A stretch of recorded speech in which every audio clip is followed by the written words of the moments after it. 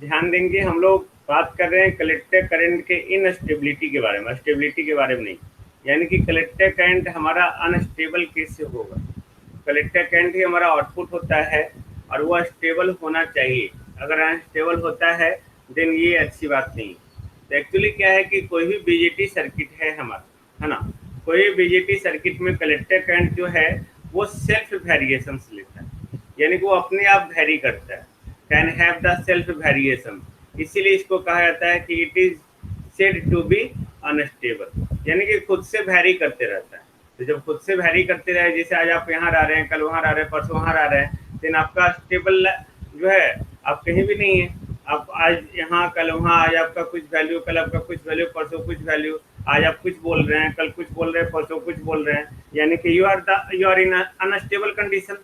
Got it. मतलब खुद से आपके ऊपर कोई प्रेशर नहीं पड़ रहा हो तो यहाँ पे आईसी भी जो है वो आपका खुद से जो है अपने वैल्यू को चेंज करता है।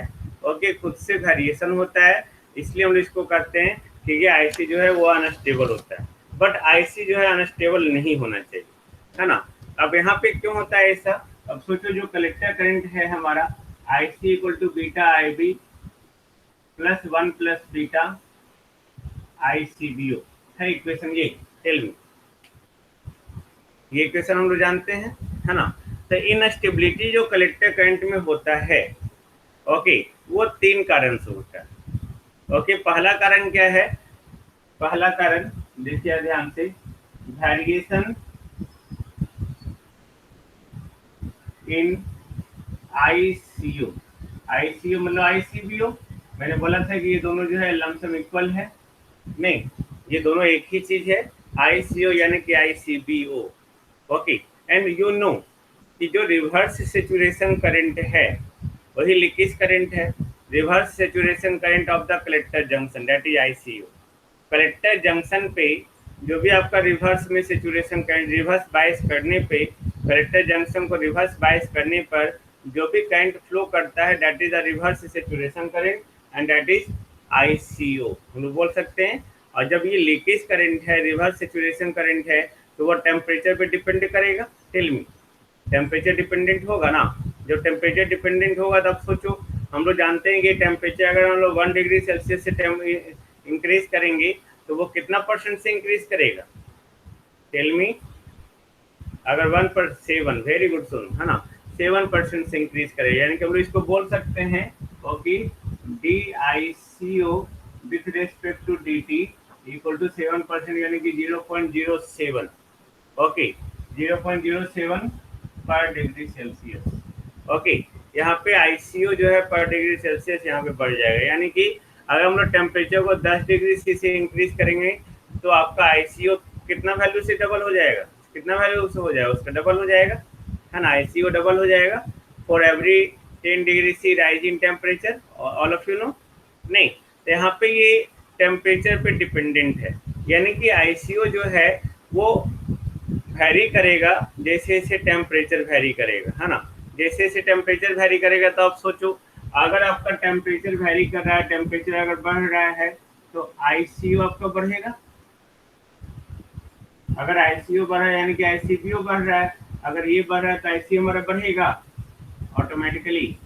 टेल मी, यानी कि हम लोग बोल सकते हैं यहाँ पे टेम्परेचर के चेंज होने के कारण वहाँ पे वैरी कर रहा है आईसीओ या आईसीबीओ, तो आईसीबीओ के कारण आईसी ऑटोमेटिक वैरी करेगा। ऑफकोर्स जब वहाँ पे हम लोग उसके थ्रू कंडक्ट करेंगे तो कंडक्ट करें तो करंट तो फ्लो करेगा ही करेगा। करंट फ्लो करेगा तो टेम्परेचर में चेंजेज आएगा ही आएगा। जब टेम्परेचर में चेंजेज आएगा तो आईसीओ में चेंजेज आना ही आना है। जब आईसीओ वैरी करेगा तो आईसी ऑटोमेटिकली वैरी कर जाएगा। All of you agree? Clear? Now next point जो है हमारा वेरिएशन इन VBE।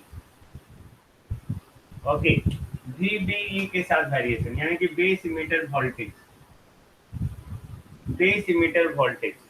तो VBE जो है वो है क्या हमारा, सिंपल, वो एक फॉरवर्ड वोल्टेज है applied across the emitter junction, है ना। ये इमीटर जंक्शन ये हमारा जो है सिंपल आप यहाँ दिखा सकते हैं इस तरह से, ये कलेक्टर जंक्शन, ये इमीटर जंक्शन। ओके, आपको याद होगा अगर ये कॉमन इमीटर कॉन्फ़िगरेशन है तो इसके बीच में ये बेस और ये इमीटर, तो बेस इमीटर आपका फॉरवर्ड बायसिंग होगा, नहीं, बेस इमीटर यानी कि इमीटर जंक्शन हमारा फॉरवर्ड बायस वोल्टेज होगा, VB हमारा फॉरवर्ड बायस वोल्टेज, याद है ना, अभी हम लोग जस्ट फिगर बनाए। ओके, तो यहाँ पे इसके साथ भी जो है ये भी याद रखेंगे, ऑब्जेक्टिव में पूछेगा, है ना, कि अगर 1 डिग्री से टेम्परेचर बढ़ता है तो बेस इमीटर वोल्टेज जो है वो भी 2.5 मिली वोल्ट से घट जाता है। हम हमेशा याद रखेंगे ना, ऑब्जेक्टिव में पूछेगा, मैं आपको बस लिख दे रहा हूँ, DVB dt equal to -2.5 volt per degree Celsius. Got it, यानी millivolt, sorry millivolt, यानी कि अगर माइनस साइन यहाँ पे ये बता रहा है, ओके, कि वो क्या हो रहा है, 2.5 मिली वोल्ट से उसका वैल्यू घट जा रहा है ना, 2.5 मिली वोल्ट से उसका वैल्यू घट जा रहा है। तो 2.5 मिली वोल्ट से उसका वैल्यू घट जा रहा है। अब जब 2.5 मिली वोल्ट से इसका वैल्यू घट जा रहा है, किसके कारण, टेम्परेचर में चेंज होने के कारण, यानी कि change in base emitter voltage with respect to temperature, temperature के रिस्पेक्ट में अगर आपका बेस इमीटर वोल्टेज चेंज हो जा रहा है तो उसके चलते जो है, अब देखो ये सिंपल, अगर हम लोग सर्किट यहाँ बनाते हैं, बेस इमीटर ही बना देते हैं, आपको आ स्पष्ट होगा, है ना, इनपीएन ट्रांजिस्टर है ये, नॉट पॉइंटेड इन, ओके, नहीं, ये VB हो गया और ये आपका IB हो गया। तो सोचिए ये इनपुट वोल्टेज है, अगर वोल्टेज चेंज होगा तो आपका बेस करंट चेंज होगा, अगर बेस इमीटर वोल्टेज चेंज होगा, ओके, तो उसके कॉरस्पॉन्डिंग IB चेंज होगा, ओके, और जैसे ही IB चेंज हुआ तो IB चेंज होने के कारण जो है IC चेंज हो जाएगा। क्लियर है, अगर आपका IB चेंज हुआ तो आपका IC भी चेंज होगा। तो यहाँ पे हम लोग बोल सकते हैं कि VBE के टेम्परेचर में डिपेंडेंट होने के कारण, ओके, टेम्परेचर डिपेंडेंट होने के कारण जो है, अगर ये टेम्परेचर डिपेंडेंट है, बेस इमीटर वोल्टेज चेंज हो रहा है, ओके, तो उसके चलते जो है बेस इमीटर वोल्टेज चेंज होने के कारण जो है बेस करंट भी चेंज होगा, बेस करंट के चेंज होने के कारण जो है IC भी चेंज होगा। तो ये भी आपका अनस्टेबिलिटी दिखा रहा है, क्लियर है ना।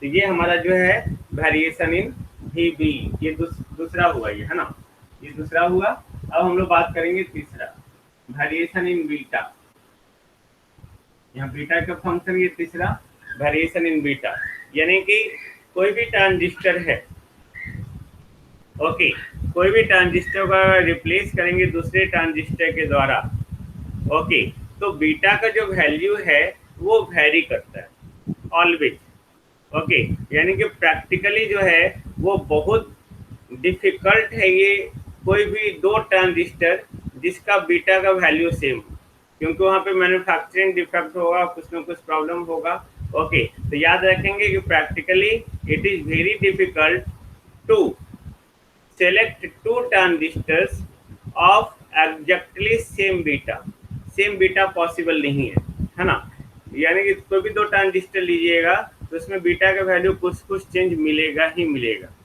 तो यहाँ पे कोई भी दिया हुआ ट्रांजिस्टर है, ओके, तो बीटा जो है वो टेम्परेचर पे डिपेंड करेगा, कोई भी दिया हुआ है, बीटा हमारा क्या है, बीटा टेम्परेचर पे डिपेंड करेगा, बीटा हमारा क्या है, that is the current amplification factor, है ना।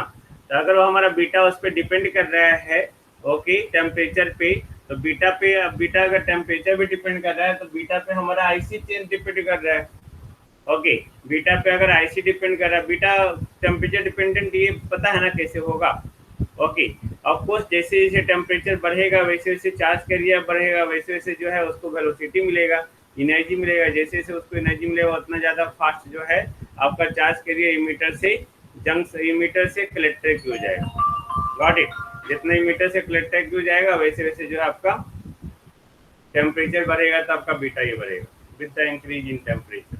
क्लियर है, ओके। नाउ अब हम लोग जो यहाँ पे बात कर रहे हैं सिंपल, कि यहाँ पे बीटा में कोई भी चेंजेस हुआ, चाहे ट्रांजिस्टर में चेंज होने के कारण, ट्रांजिस्टर में चेंज होने के कारण या टेम्परेचर में चेंज होने के कारण, ओके, तो बीटा चेंज हुआ तो ऑब्वियस IC चेंज होगा हमारा, नहीं, ऑब्वियस IC चेंज हुआ तो हम लोग बोल सकते हैं कि अब कलेक्टर करंट जो है वो तीन चीज का फंक्शन है ना, कलेक्टर करंट जो है that is the function of what, ICBO या आईसीओ। दूसरा हमारा क्या था, वीबी, एंड तीसरा था बीटा। ये तीन चीज का फंक्शन कलेक्टर करंट है ना। ये तीनों के चेंज होने के कारण जो है कलेक्टर करंट ऑब्वियस ऑटोमेटिकली वो चेंज हो जाएगा। क्लियर है? नहीं, ये तीन चीज का फंक्शन है। अब यहाँ पे जो है हम लोग एक मैथमेटिक्स देखते हैं कि अगर कोई भी हमारा बाई का फंक्शन है, ध्यान से देखिए, कोई भी अगर हमारा बाई का फंक्शन है ना, बाई हमारा एक्स का फंक्शन है, y equal to f of x. तो y equal to f of x है, तो इसको अगर आप डिफ्रेंशिएट करेंगे del y by del x, okay, del y by del x को हम लोग लिख सकते हैं, ऐसे भी लिख सकते हैं, ऐसे भी लिख सकते हैं, कोई इशू नहीं है ना। Del F X by del X लिख सकते हैं, ओके। या आप ये भी लिख सकते हो D Y by D X, जो हम लोग जानते हैं पहले से, लिख सकते हैं ना। Got it. अब इसको हम लोग थोड़ी देर के लिए इसको हम लोग जो है यहाँ पे डेल लिख दिए छोटा वैल्यू, यहाँ पे ये छोटा वैल्यू, तो डेल वाई इक्वल टू हम लोग लिख सकते हैं, इसको इधर भेज दे,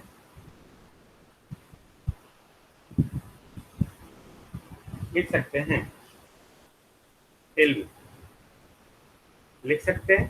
तो यहाँ पे उसी तरह से आईसी हमारा इस तीनों पैरामीटर का फंक्शन है।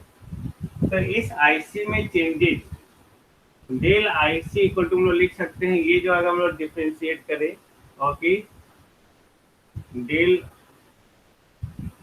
IC O sorry del IC with respect to del ICO into del ICO, सिर्फ इसके लिए लिख सकते हैं। फिर इसके लिए प्लस तीन वेरिएबल है यहाँ पे एक ही वेरिएबल था, del IC by del VB into del VB, plus इसके लिए del IC by del beta into del beta, लिख सकते हैं। ये मैथमेटिक्स से दो वेरिएबल तीन वेरिएबल जितना वेरिएबल कर सकते हैं, ये आपका सारा जो है इधर इधर इधर ये तीन वेरिएबल के साथ, ये मैथमेटिक्स करता है, ओके।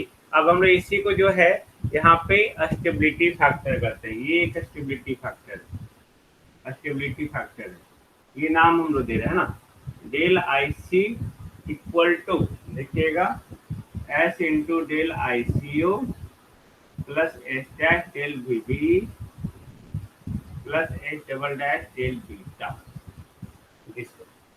ओके।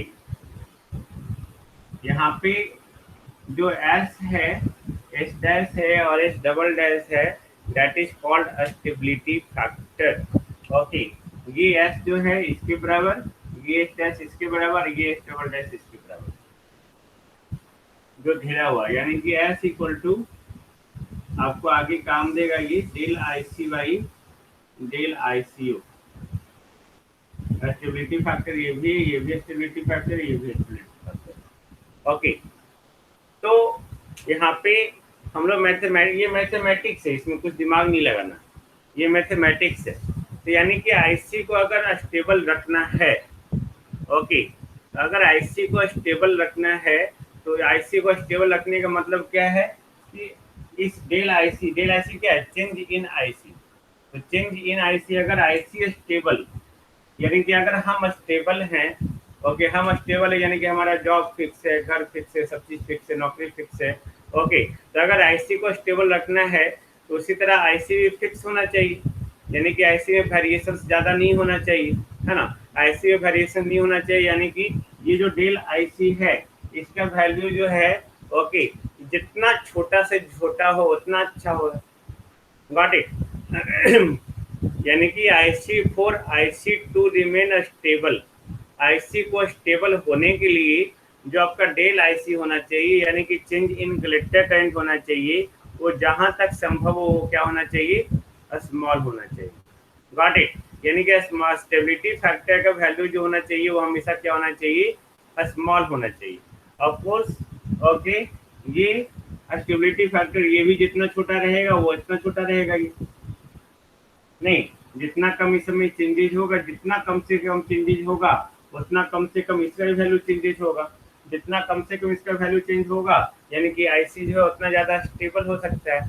नहीं, हम लोग बोल सकते हैं ओके, तो हम लोग इसी के कॉरस्पॉन्डिंग हम लोग बोल सकते हैं कि अगर हमारा कलेक्टर करंट, सोचो अगर कलेक्टर करंट अनस्टेबल हुआ, ओके, कलेक्टर करंट हमारा अनस्टेबल हुआ यानी कि हम लोग बोल सकते हैं कि कलेक्टर करंट स्टेबल हुआ, अनस्टेबल हुआ, मोर अनस्टेबल यानी कि more stability factor, less unstable यानी कि ज्यादा स्टेबल। Got it? यानी कि हम लोग बोल सकते हैं कि इस स्टेबिलिटी फैक्टर का S S dash S double dash या इस एस का वैल्यू जितना छोटा रहेगा, ओके, जितना छोटा रहेगा कलेक्टर करंट का स्टेबिलिटी क्या होगा? उतना ज्यादा होगा, है ना। इस एस का वैल्यू जितना छोटा रहेगा यानी कि डेल आई सी उतना छोटा होगा। जितना छोटा ये होगा उतना ही ज्यादा जो है कलेक्टर करंट हमारा स्टेबल होगा ना। हम लोग यहाँ पे सबसे पहले ये देखते हैं कि कलेक्टर करंट अगर अनस्टेबल हो गया तब क्या क्या इफेक्ट हो सकता है। तभी तो हम लोग यहाँ इसको हम ये पढ़ ही जा रहे हैं भाई, क्या स्टेबिलिटी स्टेबिलिटी अनस्टेबिलिटी। तो यहाँ पे अगर कलेक्टर करंट अनस्टेबल हो गया देन व्हाट हैपेंस? तो एक्चुअली अगर कलेक्टर करंट अनस्टेबल हो जाता है then they give to undesired effect. Undesired यानी कि इच्छा के विरुद्ध, वो होना नहीं चाहिए बट वो हो रहा है। किसके कारण? जब कलेक्टर करंट हमारा अनस्टेबल हो गया उसके कारण। तो अगर कलेक्टर करंट हमारा अनस्टेबल हो गया तो सोचो, अभी मैंने जस्ट थोड़ा देर पहले बताया कि अगर कलेक्टर करंट बढ़ रहा है या घट रहा है तो उसके कॉरस्पॉन्डिंग क्यू पॉइंट भी हमारा सेचुरेशन पॉइंट की ओर और कट ऑफ पॉइंट की ओर जाएगा। अभी जस्ट मैंने बात किया कि अगर कलेक्टर करंट हमारा बढ़ रहा है मान लेते तो उसके, या कलेक्टर करंट में चेंजेज आ रहा है तो ऑपरेटिंग पॉइंट भी वैरी करेगा। नहीं, ऑपरेटिंग पॉइंट भी वैरी करेगा यानी कि अगर कलेक्टर करंट हमारा वैरी कर रहा है तो ऑपरेटिंग पॉइंट वैरी करेगा। तो उसके चलते जो हमारा आउटपुट सिग्नल आएगा वो हमारा क्या हो जाएगा?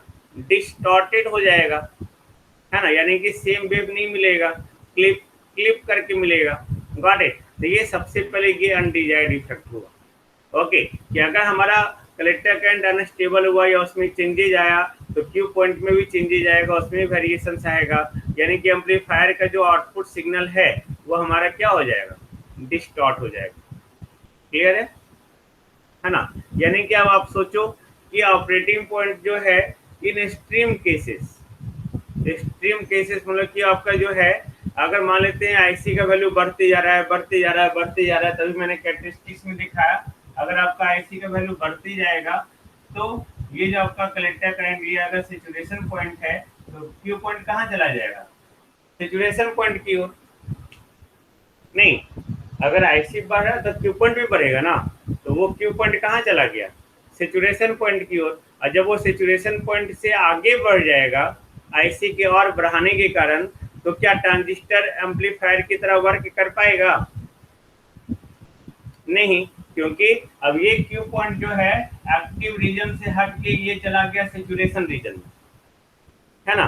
और सेचुरेशन रीजन में जो है बीजेटी वो हमारा ऑन स्विच की तरह काम करता है, एम्पलीफायर की तरह नहीं। तो उसके लिए हमारा आईसी जो होना चाहिए वो हमेशा कहाँ होना चाहिए? एक्टिव रीजन में।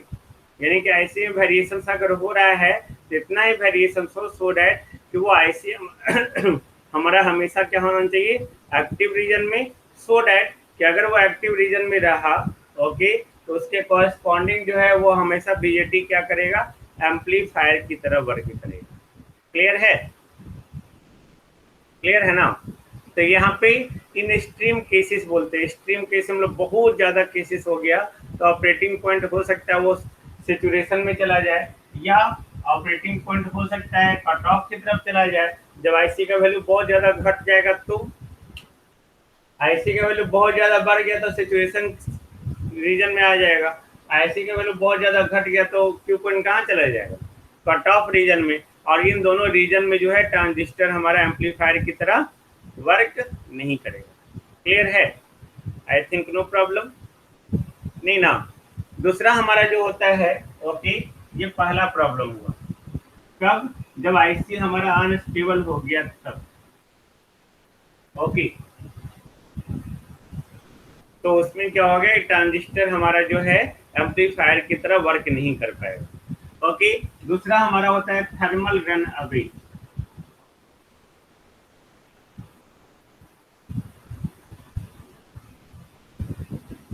थर्मल रन अवे अगर हुआ, थर्मल रन अवे होता है क्या मैं बताऊंगा, don't worry. Thermal run away अगर हुआ तो उससे ट्रांजिस्टर डैमेज हो सकता है, ट्रांजिस्टर डैमेज हो सकता है। तो अब एक्चुअली है क्या कि कलेक्टर कैन जो है वो हमेशा स्टेबल रखना चाहिए, है ना। तो उसके लिए हम लोग क्या करते हैं, कुछ स्टेबलाइजेशन मेथड इस्तेमाल करते हैं, कुछ कंपनसेशन मेथड इस्तेमाल करते हैं, जो हम लोग आगे पढ़ेंगे। तो यहाँ पे आप बस अभी याद रखिए, यहाँ पे थर्मल रन अभी हो सकता है just because of IC, okay, IC के कारण। अब आगे हम लोग बात करेंगे नेक्स्ट टॉपिक में, थर्मल रन अवे होता क्या है ना। थर्मल रन अवे होता क्या, हम उस पर बात करेंगे नेक्स्ट क्लास में या नेक्स्ट टॉपिक में, ओके। या अभी हम लोग तुरंत हम लोग बात कर ही लेते हैं, इसको हटा ही देते हैं ना, ओके। तो थर्मल रन अवे हम लोग होता क्या है, सिंपल। थर्मल रन अवे हम लोग बात करते हैं, thermal run away. Thermal run away है क्या कि ये क्या करता है, it is the point of self damage. ये क्या करता है कि अपने ये सेल्फ डिस्ट्रक्शन, सेल्फ मतलब अपने आप बीजेटी को डैमेज कर देता है, थर्मल रन अवे ही हुआ। किसके कारण, due to over heating. Thermal मतलब टेम्परेचर, रन अवे मतलब टेम्परेचर इतना ज़्यादा बढ़ रहा है तो उसके चलते जो है बीजेटी जो है अपने आप क्या हो गया, डैमेज हो गया। अब देखो कैसे डैमेज होगा,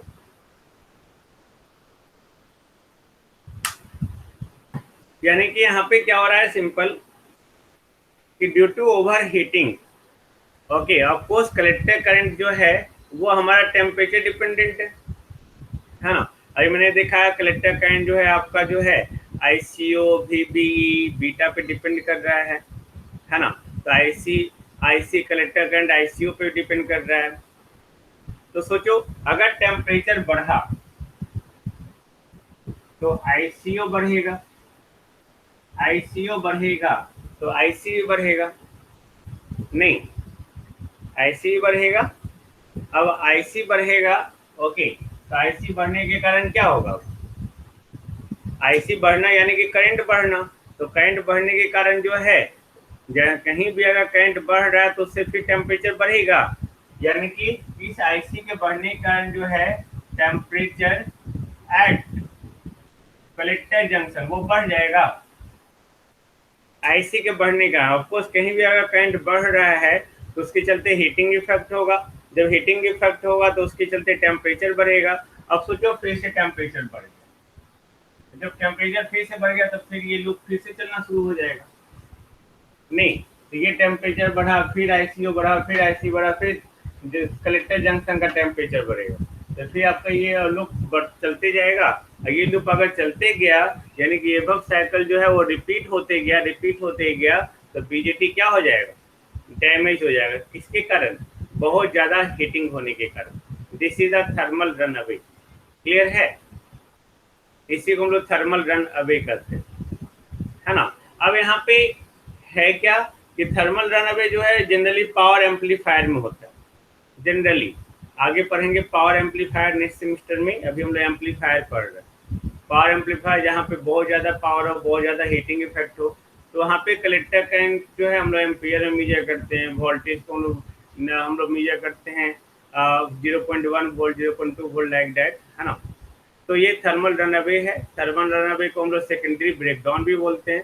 सेकेंडरी ब्रेकडाउन करने का मतलब क्या है, ओके, कि इसके चलते कलेक्टर जंक्शन जो है वो ब्रेकडाउन हो सकता है। ऑफकोर्स कलेक्टर जंक्शन पे जो है टेम्परेचर बहुत ज़्यादा बढ़ रहा है, जब बहुत ज़्यादा टेम्परेचर बढ़ा तो कलेक्टर जंक्शन क्या हो सकता है, रप्चर हो सकता है, ब्रेकडाउन हो सकता है। उसी को हम बोलते हैं सेकेंडरी ब्रेकडाउन, क्लियर है। अब यहाँ पे सोचो फॉर एनी बीजेटी, कोई भी बीजेटी हुआ, फॉर एनी बीजेटी, ओके, अगर जंक्शन टेम्परेचर बढ़ा तो जंक्शन टेम्परेचर बढ़ने के कारण जो है ओके, वहां पे पावर डिसिपेशन बढ़ेगा। अगर जंक्शन का टेम्परेचर बढ़ रहा है यानी कि पावर ज्यादा डिसिपेट हो रहा है। नहीं, अगर जंक्शन टेम्परेचर बढ़ रहा है तो पावर ज्यादा डिसिपेट हो रहा है एट द जंक्शन। तो हम लोग बोल सकते हैं कि जो भी आपका बोल सकते हैं कि अगर आपका जो है टीजे जंक्शन टेम्परेचर में अगर चेंजेस हुआ, ओके, तो पावर डिसिपेशन का वो डायरेक्टली प्रोपोर्शनल होगा। यानी कि आपका जो है जंक्शन का टेम्परेचर अगर घटा तो पावर कम डिसिपेट करेगा, अगर जंक्शन टेम्परेचर बढ़ा तो पावर ज़्यादा डिसिपेट करेगा। तो डेल टीजे एक्चुअली है क्या? ओके, टीजे माइनस टीए, और टीडी हमारा क्या है? पावर डिसिपेशन, है ना। यहाँ पे टीजे क्या है? टीजे है increase in junction temperature, TJ. और टीए क्या है? एम्बियंट टेम्परेचर या रूम टेम्परेचर। एम्बियंट टेम्परेचर वो टेम्परेचर होता है जिस टेम्परेचर पे हम लोग वर्क करते हैं, सराउंडिंग का टेम्परेचर, है ना, एम्बियंट। ओके, तो टीजे माइनस टीए, और यहाँ पे पीडी जो है वो पावर डिसिपेशन। ओके, तो हम लोग बोल सकते हैं अब ये पावर डिसिपेशन है पीडी, तो जब इसकी प्रोपोर्शनलिटी कांस्टेंट को आप ब्रेक करेंगे, टीजे माइनस टी, यहाँ प्रोपोर्शनलिटी कांस्टेंट का अगर ब्रेक होगा तो इसी को हम लोग करते हैं क्यू आर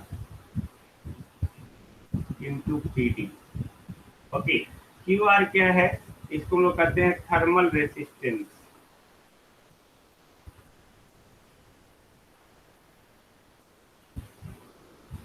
यानी कि Q R equal to T J minus T A by P D. T J यानी कि टेम्परेचर, है ना, टेम्परेचर को किस में मेजर करते हैं? डिग्री सेल्सियस में। और ये पावर डिसिपेशन को किस में मेजर करते हैं? वाट में। आपको यूनिट पूछ सकता है कि थर्मल रेसिस्टेंस का जो है आपका यूनिट क्या होगा, देन डिग्री सेल्सियस पर वाट। क्लियर है? तो यहाँ पे जो है आपका थर्मल रेसिस्टेंस को अगर कोई बोलता है डिफाइन करने के लिए व्हाट इज थर्मल रेसिस्टेंस, तो थर्मल रेसिस्टेंस आपका देखो ये क्या बता रहा है? Increase in junction temperature. Okay, increase in junction temperature per unit power dissipation हम लोग बोल सकते हैं। जंक्शन का टेम्परेचर कितना जितना इंक्रीज करना है तो पावर डिसिपेशन पीडी।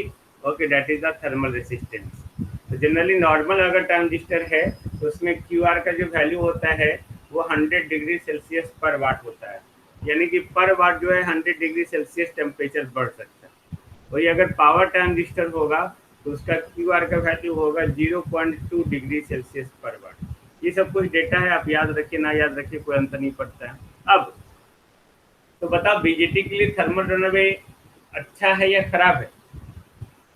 बीजेटी के लिए थर्मल रनअवे अच्छा है या खराब है? खराब, बैड है ना। तो हम लोग क्या कहेंगे, करना चाहेंगे? थर्मल रनअवे को रोकना चाहेंगे, है ना। तो कंडीशंस जो है थर्मल रनअवे को प्रिवेंट करने के लिए, okay, thermal runaway can be prevented, ये तभी पॉसिबल है जब जिस रेट से हीट प्रोड्यूस हो रहा है कलेक्टर जंक्शन पे, कलेक्टर जंक्शन पे अभी मैंने देखा कैसे हीट प्रोड्यूस हो रहा है, जिस रेट से कलेक्टर जंक्शन पे हीट प्रोड्यूस हो रहा है, अगर जिस रेट से पावर डिसिपेट हो रहा है सराउंडिंग में, अगर उससे उसका रेट कम हो तो क्या कभी थर्मल रनअवे में प्रॉब्लम हो सकता है? जैसे मैंने क्या कहा कि ये हमारा जो है ये कलेक्टर जंक्शन, ओके, तो कलेक्टर जंक्शन में जिस रेट से इसका टेम्परेचर इंक्रीज कर रहा है, ओके, अगर उसके ज़्यादा रेट से पावर जो है डिसिपेट होने लगे सराउंडिंग में, ओके, तो टेम्परेचर तो हमेशा कम रहेगा, पावर डिसिपेट होने लगे ज़्यादा, है ना। यानी कि पावर जो है अगर सराउंडिंग में, ओके, एटमॉस्फेयर में अगर डिसिपेट होने लगे, ओके, इसका मतलब क्या हो गया? इसका मतलब ये हुआ कि आपका जो है जो जंक्शन बढ़ रहा है, ओके, वो कभी भी जंक्शन आगे ज़्यादा नहीं बढ़ पाएगा, क्योंकि उससे ज़्यादा तेज़ी से जो है पावर डिसिपेट हो रहा है। तो पावर ज़्यादा आगे डिसिपेट हो रहा है तेज़ी से, तो यानी कि पीडी आपका जो है बढ़ रहा है एज कंपेयर टू दिस। ये बढ़ रहा है और ये भी बढ़ रहा है ना, लेकिन इसके बढ़ने का रेट जो है इसके बढ़ने के रेट से क्या है? कम है। तो दोनों बढ़ रहे हैं, लेकिन ये ज्यादा तेजी से बढ़ रहा है, यानी कि ये ज्यादा तेजी से बढ़ने का मतलब क्या है कि इससे पावर ज्यादा तेजी से सराउंडिंग में डिसिपेट हो रहा है। ओके, तो पावर डिसिपेट हो रहा है कि आपको वाट जा रहा है, तो ये थर्मल रेसिस्टेंस क्या होगा, हमेशा कम होगा। जितना कम थर्मल रेसिस्टेंस होगा उतना अच्छा होगा हमारा, है ना। थर्मल रनअप होगा ही नहीं, टेम्परेचर बढ़ेगा ही नहीं हमारा। क्लियर है। ओके, दूसरा चीज क्या है कि थर्मल रनअवे को रोकने के लिए एक और कंडीशन है कि कलेक्टर इमीटर का जो वोल्टेज होना चाहिए, कलेक्टर इमीटर वोल्टेज, ओके, उसका वैल्यू जो है हमेशा हमेशा जो है VCC के वैल्यू के आधा से कम या बराबर होना चाहिए। अगर ये भी कंडीशंस रहा तब भी आपका जो है थर्मल रन अवे प्रॉब्लम कभी नहीं होगा। ओके, ये ऑब्जेक्टिव में पूछा हुआ है। ओके, तब भी थर्मल रन अवे प्रॉब्लम नहीं होगा। क्लियर है। I think no problem. नहीं नहीं, ये कंडीशंस है। अब हम लोग एक बस लास्ट टॉपिक हम बात करते हैं हम लोग, है ना।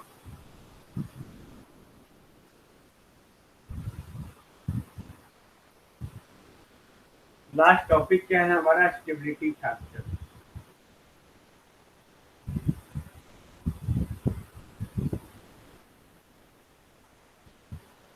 Stability factor